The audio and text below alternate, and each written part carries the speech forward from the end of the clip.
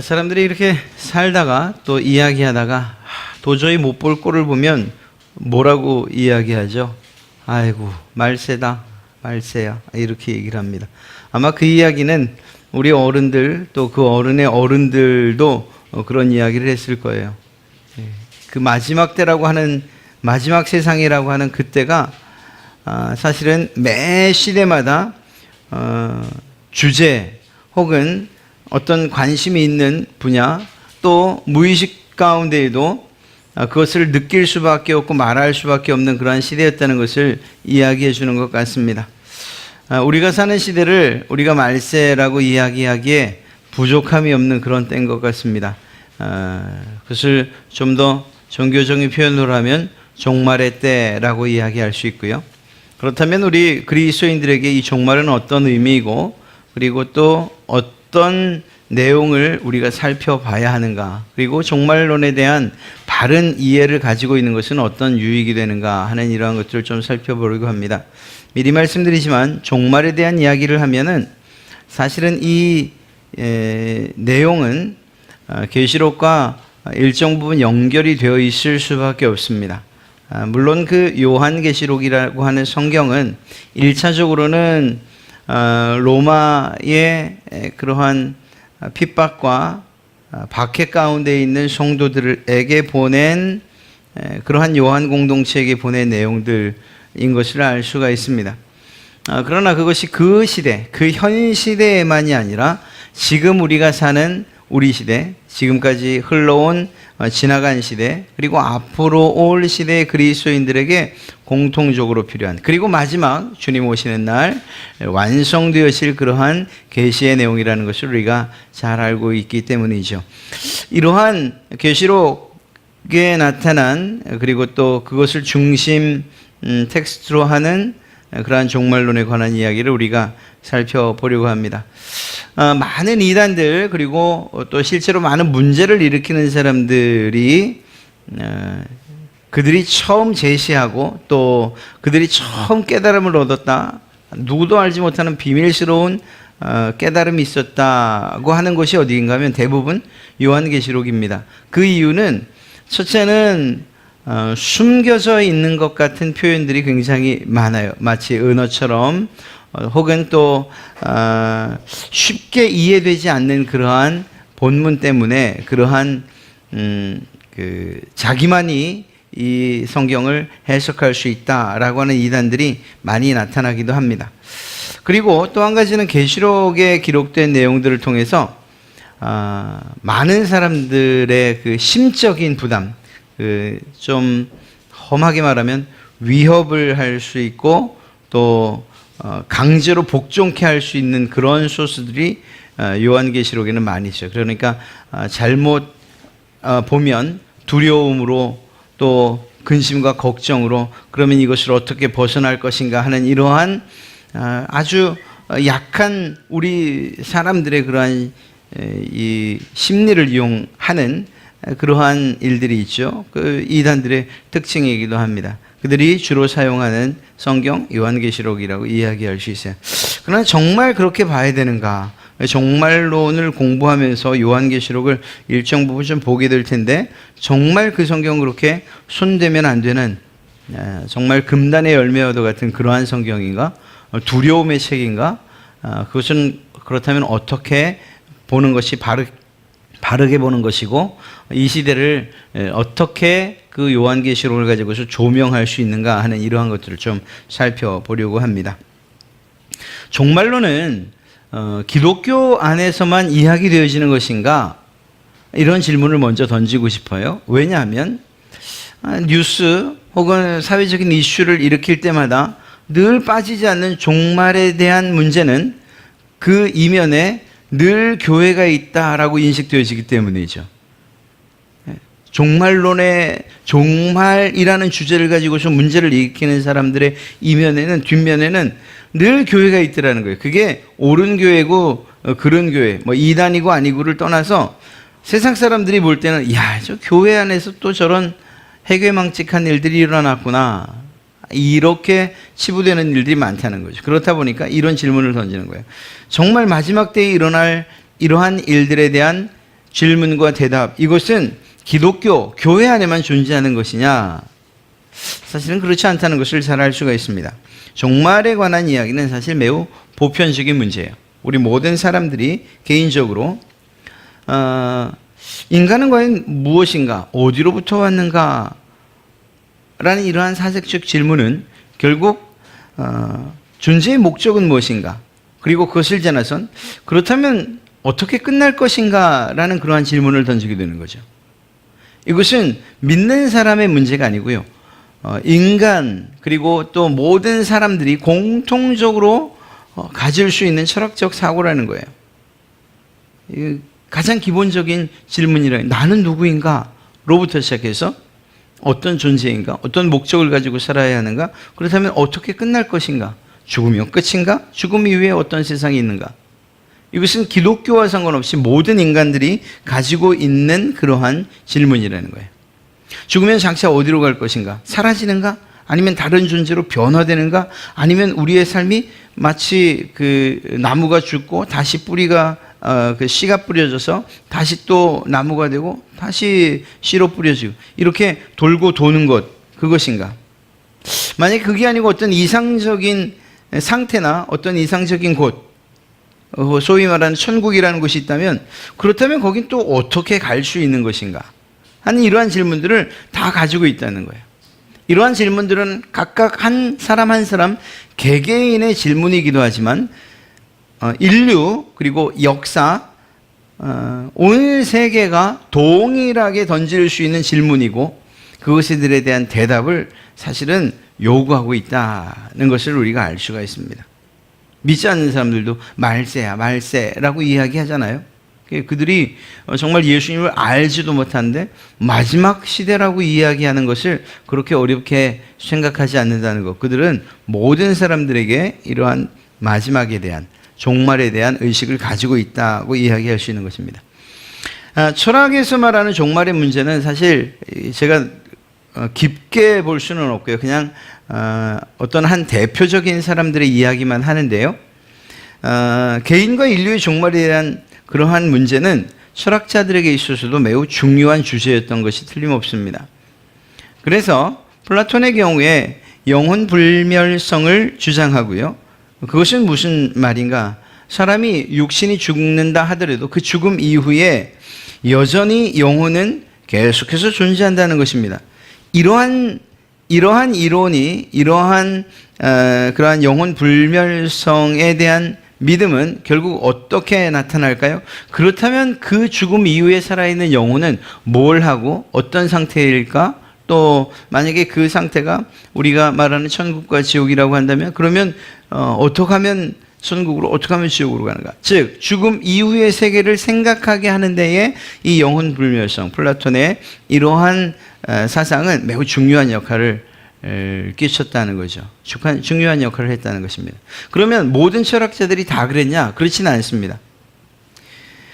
비록 내일 지구의 종말이 온다 해도 나는 오늘 한 그루 사과나무를 심겠다. 굉장히 멋진 말이죠. 이거 한 번도 이야기해 보지 않았다고 하면 거짓말일 거예요. 누구나 한 그루의 사과나무를, 사과나무 아니, 또 다른 자기가 좋아하는 꽃을 심겠다, 이렇게 바꿔서 이야기하는 사람들도 얼마나 많은지 알 수 없어요. 그런데 사실 이 말을 했던 스피노자는 영혼 불멸에 대한 생각에 반대하는 입장이었습니다. 그가 가지고 있는 생각은 범신론이었고, 그리고 그가 이야기한 것은 사실 우주와 세계와 시간, 이 모든 것이 하나이고 모든 것이 신이다라는 입장에서 본다면 시작도 없고 끝도 없다는 거예요. 이러한 의미로 앞서 말씀드린 지구의 종말과 사과나무를 심는다는 것도 이해할 수 있는 거예요. 사실 그것이 무엇인가 시작하는 것이 있고 끝이 있다면 이 말 자체가 성립이 되지 않는 거죠. 사과나무를 심는 것, 그것이 의미가 없는 일이라는 것을 우리는 잘 알고 있어요. 그러나 스피노자 입장에서는 그것이 매우 중요한 일이에요. 왜? 끝도 없고 시작도 없는, 즉 종말과 상관없는 그러한 사상을 가지고 있었기 때문인 것이죠. 어찌됐거나 철학적인 사고 가운데에서도 많은 철학자들이 종말의 문제를 자기의 사상과 주장 가운데에서 펼치고 있다는 것을 알 수가 있어요. 있다 없다, 또 있다는 편에서는 어떠어떠한. 칸트 같은 경우에도 이성에 대한 매우 강력한 주장을 했지만 그래도 이 영혼 불멸성은 가지고 갔단 말입니다. 그러니까 이 철학자들의 사고, 종교 밖에 가장 심오하다고 이야기하는 인간들의 그러한 사상과 그리고 그 내면의 세계에도 이 영혼 불멸성, 즉 넷에 대한 이야기들을 하고 있다는 것을 잘 알 수가 있습니다. 그렇다면 종교에서, 우리 기독교뿐만 아니라 종교에서 이야기하는 종말, 과연 어떤 것들이 있고 어떤 문제가 있는가를 좀 살펴보죠. 대부분의 종교는 종말에 대한 문제를 제기하고 그것에 대한 대답을 다 가지고 있어요. 예를 들면 불교는, 사실 불교는 종말을 이야기할 때에 좀 모호한 감이 없지 않습니다. 왜냐하면 그들이 가지고 있는 사상 자체가 윤회 사상이기 때문에 계속 돌고 도는 것이죠. 그러나 그들에게도 최종적인 열반의 경지가 있고 그리고 지옥이라는 그러한 단계가 있다는 것, 그것을 볼 때 그들도 역시 종말에 대한 그러한 사고를 하고 있다. 이슬람교도의 종말, 그리고 그들이 가지고 있는 내세관은 어떤 것인가요? 천국과 지옥이에요. 천국을 그들은 어떻게 표현하고 있는가? 매우 감각적인 낙원으로 생각을 합니다. 그리고 그 기준은, 마지막 때에 천국을 갈 수 있는 기준은 행위에 있어요. 선한 행위. 세상을 살면서 선한 행위를 하면 그곳을 간다. 그런데 그것으로 국한하지 않고요, 직행 항로를 만들어 놨습니다. 천국으로 바로 갈 수 있는 길을 만들어 놨어요. 급행열차처럼. 그것이 무엇인가 하면 지하드라고 하는 성전, 거룩한 전쟁을 통해서 그 전쟁을 하다가 죽으면 묻지도 따지지도 않고 바로 천국으로 간다, 이렇게 가르칩니다. 자살폭탄 테러를 하는 그 젊은 사람들, 그들이 그 죽음의 공포를 이기고 자신의 몸에서 폭탄을 터뜨리는 일이 어떻게 가능하냐? 바로 이것 때문이에요. 그들이 인정하는, 그들이 말하는 이러한 거룩한 성전에서 내가 죽는 이 일만으로도 나는 이 세상에서의 모든 삶을 마치고 영원한 천국, 오아시스, 아름다운 물이 흐르고 그리고 열매 맺는 과일이 있고 16명인가 17명의 아내가 있는 천국으로 간다, 이렇게 생각을 해요. 그러니까 그냥 핀을 뽑는 거예요. 버튼을 누르는 거예요. 자, 이들이 가지고 있는 이러한 생각들, 물론 지옥은 똑같습니다. 인디언들은 어떤 생각을 가지고 있는가? 해피 헌팅 그라운드라고 해서 그 사람들은 사냥을 주로 하고 살았잖아요. 그러다 보니까 그들의 천국은 사냥감이 많은 사냥터인 거예요. 그래서 그 사람들이 말하는 천국, 그곳은 이러한 행복한 사냥터라는 이름으로 불리는 그러한 곳을 천국으로 생각하고 있다는 거죠. 즉, 종말에 대해서 모든 종교들, 또 때로는 어떤 부족이나 어떤 민족들이 다 어떤 생각들과 답을 가지고 있다는 것입니다. 그런데 그 외에도, 이렇게 분명하게 드러난 것 외에도 우리나라만 해도 그렇죠.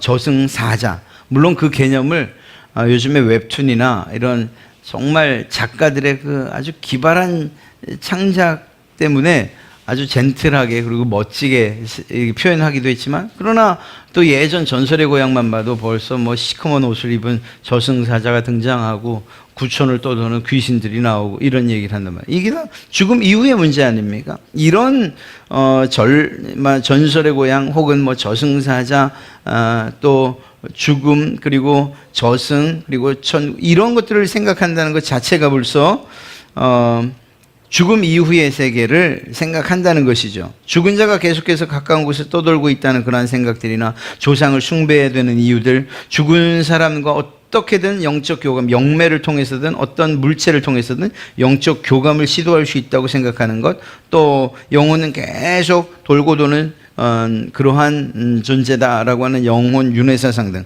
모든 종교는, 모든 사람들은 다 이렇듯이 죽음 이후에도 존재할 것이라는 그런 믿음을 가지고 있다는 거예요. 그러한 생각들. 그런데 이러한 생각을 가지고 있을 때 대부분 기쁘고 즐거운 마음으로 그들을 대하는가? 그건 아니죠. 여러분들 우리야 뭐 그런 생각 안 하지만 뭐 어떤 프로에서든지 어떤 드라마에서든지 귀신을 즐겁고 기쁜 마음으로 대하는 그러한 모습으로 표현한 적이 있습니까? 두렵고 떨리죠. 귀신 나온다면 뒤가 막 쭈뼛쭈뼛 쓰고 그런 표현들을 쓰지. 어서 오십시오. 내가 기다렸어요, 귀신님. 이렇게 얘기하는 경우 사실 거의 없잖아요. 그렇게 본다면 이러한 영혼 그리고 죽음 이후에 대한 문제들은 우리에게 기본적으로 두려움을 준다는 사실입니다. 안타깝게도 이러한 타 종교의 종말에 대한 사상과 믿음은 그 교리나 그러니까 체계적이지도 않고 어떤 면에서는 모호하고 불확실하다라는 그런 공통점을 가지고 있다는 거예요. 또 어떻게 보면 매우 막연하고 그리고 단순하다라는 것을 알 수 있습니다. 우리 기독교에 있어서 이 종말에 대한 생각들은 하나의 교리로 형성할 만큼 성경 안에서 매우 체계적이고 그리고 일관성이 있다라는 사실들을 우리는 보게 됩니다. 그리고 그것을 우리는 공부하게 될 것이에요. 그리고 무엇보다 이 종말에 대한 생각들이 사람들의 두려움이나 그저 막연한 사람이라면 가지고 있는 생각들을 정리해 놓은 것이 아니고, 즉 종말에 대한 생각들이 다른 종교 또 다른 사람들은 사람으로부터 나왔지만 우리가 지금 공부하고자 하는 기독교, 우리가 믿는, 우리가 신앙하는 이 기독교는 그 종말조차도 기원 자체가 하나님께로부터 계시되어진 그러한 내용이라는 거예요. 내가 마지막 때에 이러이러하겠다. 마지막 날에는 마지막 날. 누가 말씀하신 것을 우리가 공부하고 있는 겁니까? 하나님께서 하신 말씀, 주님께서 하신 말씀을. 즉, 그 기원 자체가 위로부터 왔다라는 이 아주 분명하고 확실한 차이점이 바로 이것이라고 이야기할 수 있는 거죠. 자, 그러면 믿지 않는 사람들은 이 지구의 종말, 이 종말에 대해서 어떻게 생각할까요? 에이, 종말이 어디 있어? 라고 이야기하는 사람들 그렇게 많지 않습니다. 오히려 많은 사람들이 이러한 종말에 대한 여러 가지 유형들 가운데 한 가지 혹은 두 가지 아니면 전체를 다 선택해서 두려움에 떠는 그러한 모습을 보게 되죠. 아니면 이제 뭐 종말이라는데 뭐 이렇게 끝나든 저렇게 끝나든 한번 즐겨보자. 까이것 이렇게 이야기하는 사람들도 있어요. 무신론자들은 지구의 종말을 어떻게 얘기할까요? 핵전쟁에 의한 지구 종말설을 이야기합니다. 1945년 8월 히로시마에 떨어진 그러한 원자 폭탄의 위력을 실감하지요. 당시에 20만 명이 죽었다 그러죠. 그 당시에는 아주 센세이션한 일이었어요. 그런데 그러한 위력을 실감하고 그것에 대한 공포와 두려움이 있었는데 지금은 그것과 비교할 수 없을 정도의 막강해진 아주 강력한 파괴력을 가진 이러한 핵들이 지구상에 너무 많이 존재하는 거예요. 어느 날, 어느 순간 이 핵이 지구를 멸망시킬 수 있는 그러한 상황들이 벌어진다면 통째로 날아가지 않겠는가? 지구라는 이 행성 자체가 그것이 만약 그러한 때가 온다면 그것이 종말일 것이다. 제3차 세계전쟁 뭐 이런 식으로 표현하기도 해요. 핵으로 멸망되어지는 이러한 지구를 상상하며 그것이 지구의 종말이다 이렇게 얘기해요. 또 어떤 이들은 자연재해로 인한 지구 종말을 이야기해요. 사실 이건 누구나 공감할 수밖에 없는 일이에요. 핵도 사실은 마찬가지고요. 지진이나 쓰나미, 화산, 녹아내리는 그러한 빙하, 폭염 혹은 한파 등 자연재해로 인류가 멸망할 것이라는 것입니다. 지구는 판 구조인데 12개의 판으로 되어 있다고 이야기합니다. 그리고 그것들이 서로 미세하게나마, 그들은 미세하게지만 어찌됐거나 부딪힐 때마다 그것이 지진으로 우리가 사는 세상에는 표현되고 그러한 재해로 드러나는 거죠.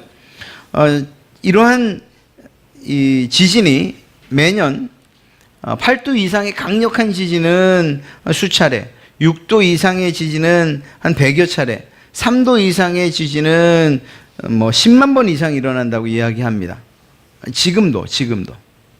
그리고 실제로 후쿠오카의 지진만 봐도 그것이 얼마나 무서운가 하는 것을 알 수 있죠. 우리는 정말 그 곁에 있었어요. 그리고 지금까지는 그래도 우리는 안전해 그랬는데 포항에서, 경주에서 실제로 지진이 발생했고 그 지진의 그 느낌이 서울까지 올라왔단 말입니다. 그러다 보면 그런 생각을 하게 되는 거예요. 우리도 이 지진에서 자유롭지 못하다. 그렇게 되는 순간 그 지진의 공포는 두려움으로 우리 가운데 자리 잡게 되는 거죠. 또 규모 9.1 이상의 강진으로 인한 쓰나미가 인도 수마트라에서 있었고요. 그리고 중국이나 일본에서 8.0, 9.1의 그러한 지진들이 스촨성이라든가 이 계속해서 일어나고 있는 것을 보게 돼요. 뿐만 아니라 전 세계적인 생태계의 파괴 그리고 환경 오염으로 지구가 멸망할 것이다 이렇게 얘기도 합니다. 지구 온난화로 인해서 기후가 바뀌고 그리고 오존층은 이미 정말 너덜너덜해졌다 이런 표현을 사용하기도 합니다. 뿐만 아니라 방사능으로 인해서 토양뿐만 아니라 모든 것들이 오염되고요. 그리고 그런 영향으로 산성비가 내리고 쓰레기들은 넘쳐나는 그러한 시대가 됐고 산림들은 자연적이든 아니면 파괴된 훼손되어 가고 그게 산림이 훼손된다는 것은 지구가 그만큼 온도가 올라간다는 것을 또 의미하지 않습니까? 이런 악순환이 계속된다는 겁니다. 기름이 유출된다거나 하여튼 이런 기타 등등 인류의 그러한 실수든 부주의함이든 아니면 어쩔 수 없는 그러한 상황이든지 간에 자연재해를 통해서 이러한 생태계 파괴 그리고 환경 오염으로 인해서 결국 지구가 멸망하게 될 것이다 이렇게 이야기하기도 합니다. 그것 말고도 인구 폭발과 물 혹은 식량의 부족 또 석유 등 화석 자원들이 고갈돼서 지구가 멸망할 것이다 이렇게 말하기도 합니다. 그렇죠. 지구는 한정되어 있는데 인구는 계속적으로 폭발적으로 늘어나고 동시에 그 사람들은 먹어야 살 것 아닙니까? 그러니까 식량이나 물 부족, 물 사서 먹을 것이라고 생각이나 했습니까? 그러나 지금 그런 시대가 됐고요. 그리고 석유에 대한 고갈, 석유 즉 이런 화석 자원들도 이제 곧 물론 대체 에너지를 개발하자라고 말하지만 그러나 여전히 그러한 석유가 이 전 세계적으로 인류에게 끼치는 그러한 유익을 과연 메꿔줄 만한 게 있을까 하는 이러한 생각을 또 해보게 됩니다. 어찌됐거나 또 뿐만 아니라 전염병에 의한 지구 종말설도 이야기합니다. 중세시대 흑사병으로 유럽의 3분의 1이나 되는 인구가 사망을 하죠. 그럼 그게 정말 중세시대만의 일이냐? 아닙니다. 1차 세계대전 발진티푸스로 러시아군이 300만 명이 사망을 하고요. 또 1900년대 들어서 1918년에는 가을부터 1919년 봄까지 6달 동안에 스페인 독감으로 세계 각지에서 2천만 명이 죽게 됩니다. 그 이후에도 에볼라 바이러스, 에이즈, 지금 한 명 메르스 때문에 온 나라가 난리가 난 것처럼 이렇던 메르스 또 앞으로 알지 못하는 그러한 질병들 이러한 질병들이 한번 퍼지고 그것들이 또 변종에 변종을 거듭하면 그러한 전염병을 통해서 인류는 모두 멸망하게 될 것이다. 사실 우리가 이렇게 공상하면서 즉 상상을 하면서 만들어내는 그러한 영화들이나 이야기들의 소재가 아주 그냥 허무맹랑하지는 않습니다. 이러한 바이러스로 인해서 멸망당하게 되는 지구, 자연재해를 통해서 멸망당하게 되는 지구. 또 한 가지인데요. 소행성, 즉 외적인 우주의 소행성으로 인해서 멸망하게 되는 이러한 이야기도 합니다. 실제로 1937년 10월에는 헤르메스라고 하는 소행성이 지구를 충돌할 듯이 다가왔지만 충돌하지 않고 비껴 지나갔어요. 80만 킬로 떨어진 곳으로. 또 72년 8월 10일에는 역시 소행성이 와이오밍 지역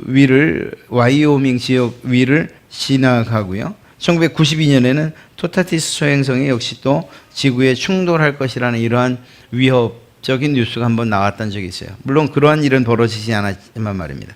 이렇듯이 소행성, 즉 외부적인 우주적인 공격이 있을 것이다. 그리고 그것 때문에 멸망하게 될 것이라는 이야기들이 있어요. 그러나 이게 결코 허무맹랑한 일은 아닙니다. 우리나라에 떨어지는 수없이 많은 별똥별들, 그 별똥별이 뭘 얘기하는 거죠? 좀 작은 운석들이 대기권을 거치면서 빛을 내는 거예요.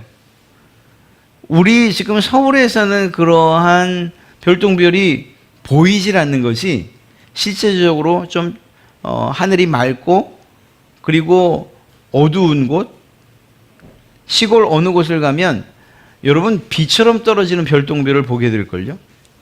예, 그러나 그것이 좀 규모가 작아서 그렇지 정말 그것이 몇 킬로에 해당하는, 몇 수십 킬로에 해당하는 그러한 소행성이었다면 그러면 이 핵폭발 이상의 그러한 위력을 가지고 있기 때문에 지구가 그것 때문에 멸망할 것이라는 이러한 생각들이 결코 틀리지는 않을 것입니다. 자, 어찌됐거나 이러한 믿지 않는 사람들도 이러한 종말에 대한, 지구 종말에 대한 이러한 시나리오들을 이야기하면서 두려워하고 있어요. 기독교 안에서는 그러면 이 종말들을 모든 사람들이 다 잘 이해하고 바르게 이해하고 있는가? 그렇진 않습니다. 교회 안에서도 역시 이러한 종말론을 이용한 사이비 종교들, 이단들이 나타나는데요. 그냥 몇 가지만 써놨습니다. 예수님의 재림이나 종말의 날짜를 명확하게 제시하는 이러한 공통적인 특징을 가지고 있습니다. 초기에 2세기에는 몬타누스파라고 하는 이러한 이단이 나타났는데 소아시아에 예수님이 재림한다는 것이죠. 그리고 예수님의 재림과 더불어서 새 예루살렘이 프리지아의 페푸지아에 건설된다고 이렇게 주장을 합니다. 그리고 이러한 주장을 하면서 이제 2년 안에 최후의 심판이 올 것이다 이렇게 주장하면서 모든 재산들, 집과 물건들을 처분하도록 그렇게 이야기하죠. 레파토리가 거의 비슷해요. 종말에 대한 사이비 종교들의 레파토리가. 존 다비라고 하는 19세기 성공의 신부는 세대주의 종말론을 주장합니다. 그래서 세대주의에 대한 또 다른 명칭을 다비주의다 이렇게 이야기하기도 합니다.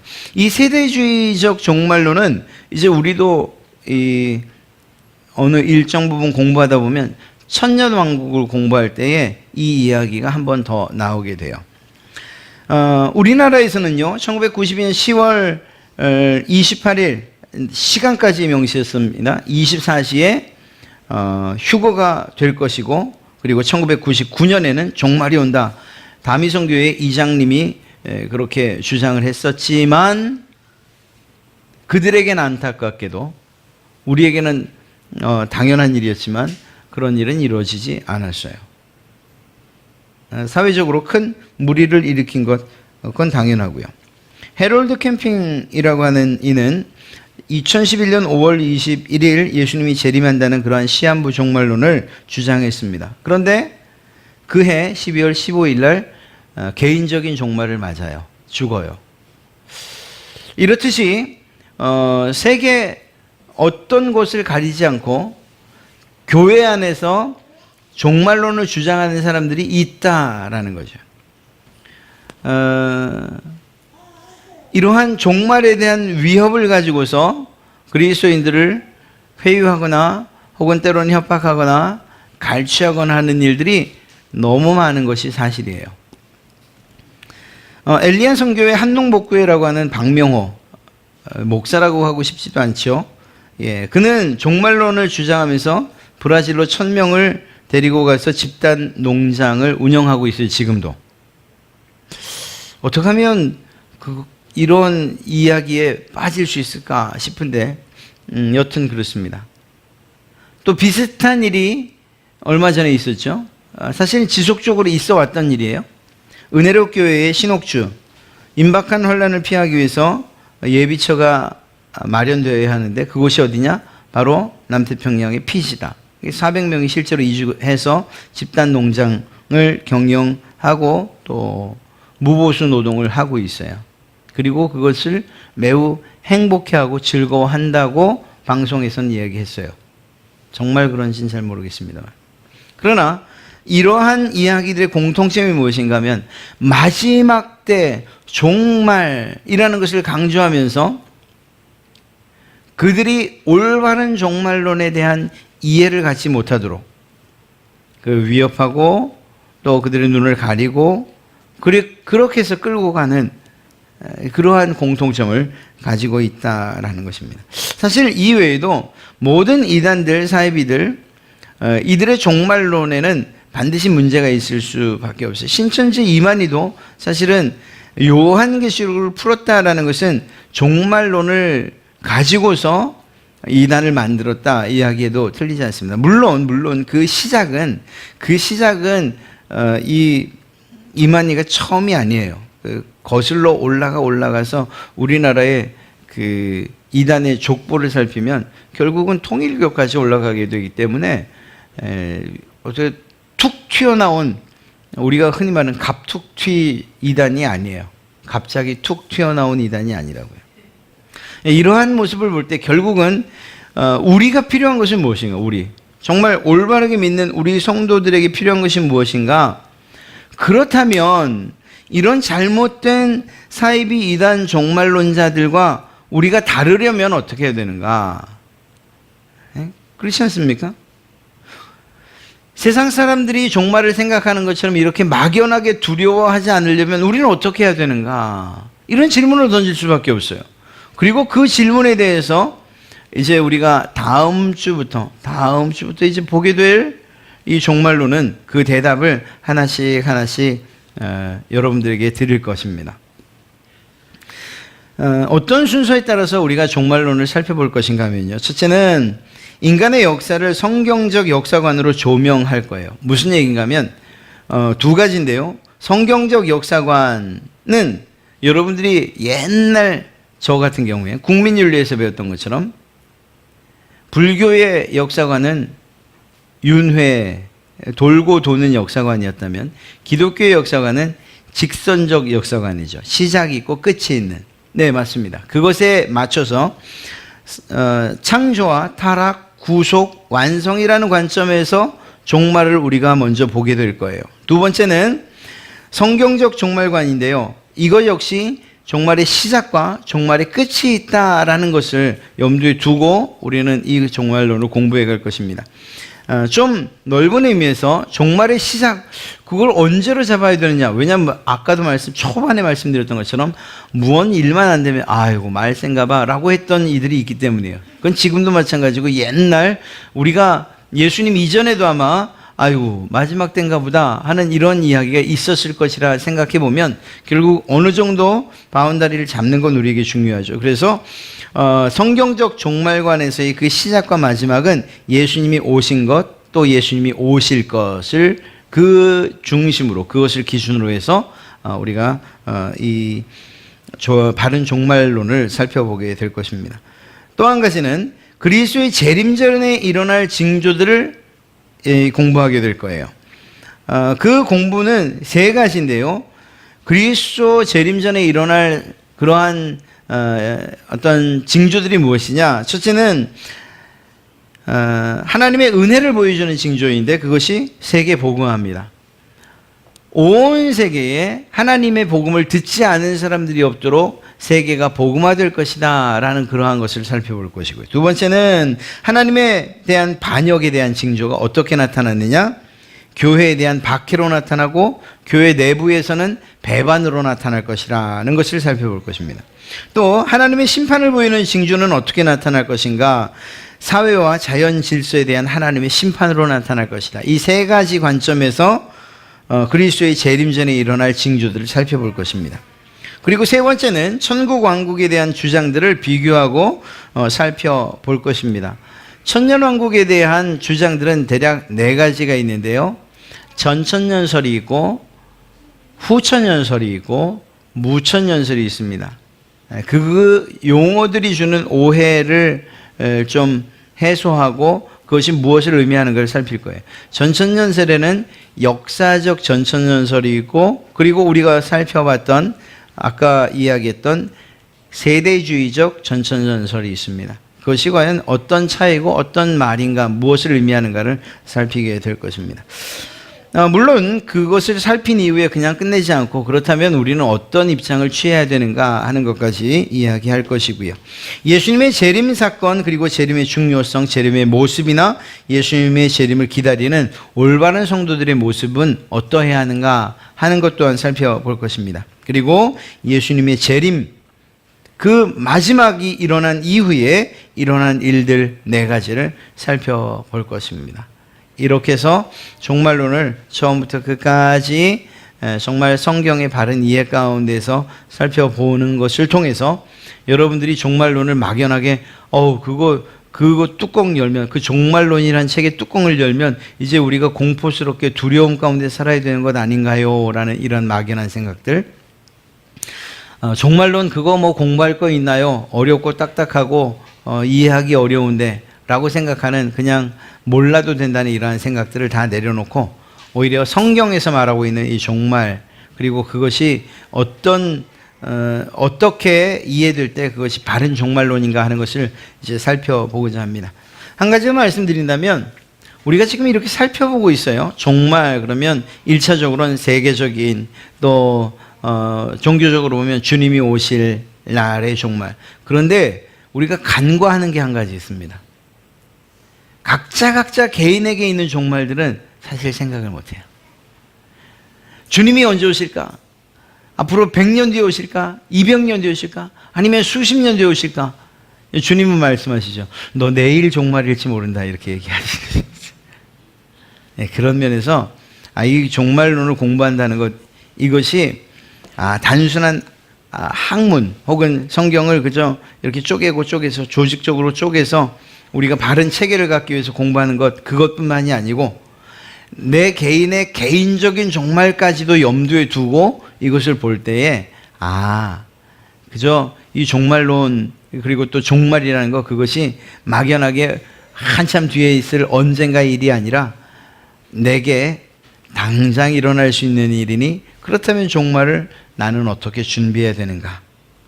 바른 그리스도인, 정말 올바른 생각을 가지고 있는 그리스도인이라면 이 종말을 어떻게 대비해야 되는가 하는 여기까지 이르게 될 것이고, 그렇게 될 때 정말 올바르게 종말론을 공부했다, 이렇게 이야기할 수 있어요. 그런 우리에게 주는 유익들을 기대하면서 우리가 종말론을 공부해 봤으면 좋겠습니다. 그런 면에서 오늘은 서론이었습니다. 다음부터, 또 다음 시간부터 하나 둘 차근차근 공부해 갈 때 여러분들에게 큰 은혜, 그리고 또 그저 뼈대가 세워지는 것뿐만 아니라 풍성한 하나님이 주시는 은혜가 있고, 또 그 은혜 안에서 우리가 어떻게 신앙해야 되고 어떻게 하나님을 섬겨야 되는가를 깊이 깨닫고 그렇게 살아가시는 그런 여러분들 되시기를 주님의 이름으로 축복합니다.